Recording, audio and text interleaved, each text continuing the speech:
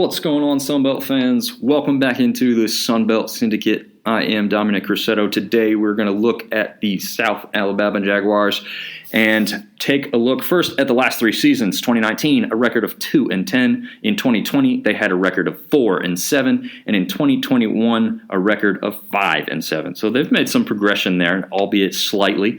There's really nothing to write home about over those last three seasons as far as big wins or ranked opponents that they've upset or P5 victories.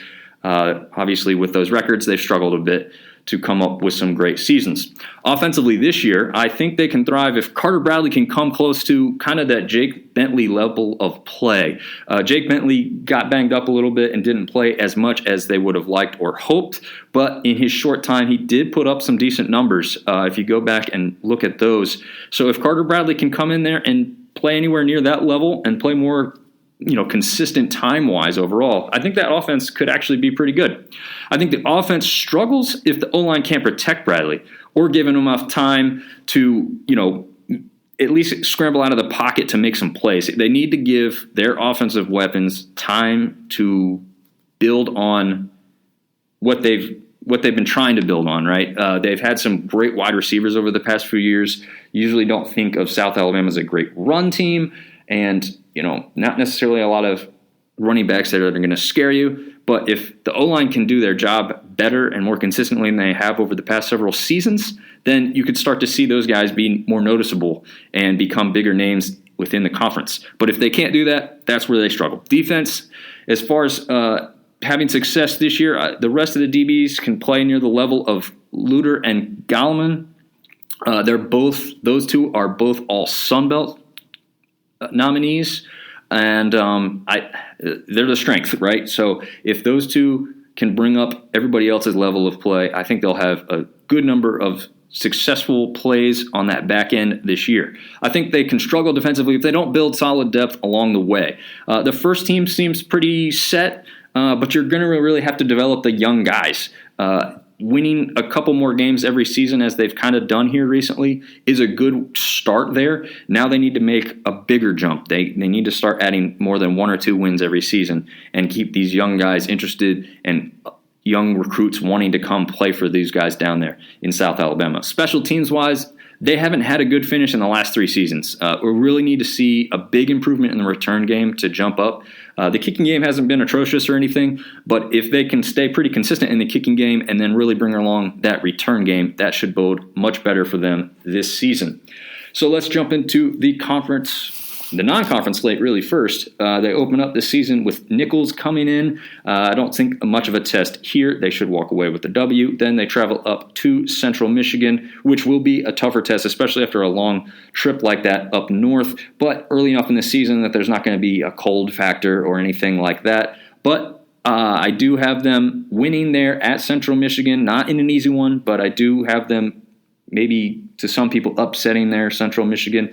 Then they travel all the way across the country to UCLA the following week. That's going to be tough. Again, another long road trip, and UCLA is going to be pretty pumped up and excited with their announcement to move over there to the Big Ten.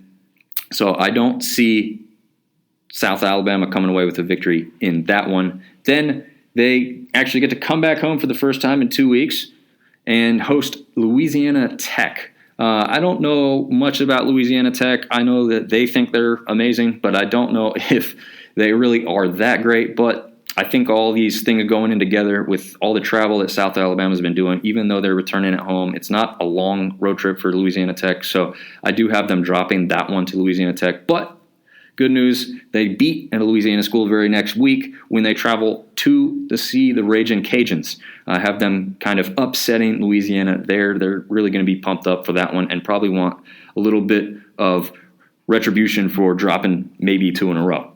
Then they follow that up with a bye week before hosting ULM for their homecoming. I think ULM's still down and trying to rebuild, and I think South Alabama comes away with a pretty easy W there.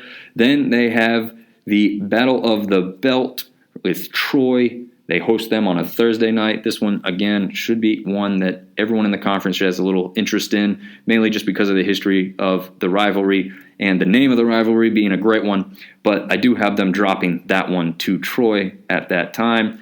And then they travel to Arkansas State. Again, what we said, Arkansas State can't lose them all. I think that they get a victory here over South Alabama, so I have them losing 2 straight in a row, but then rebounding at the next travel week they have against Georgia Southern.